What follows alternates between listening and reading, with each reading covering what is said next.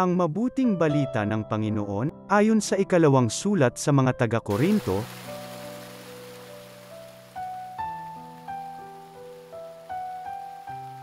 Mga kapatid, ako'y sugo ni Kristo, parang ang Diyos na rin ang namamanhik sa inyo sa pamamagitan ko, makipagkasundo kayo sa Diyos.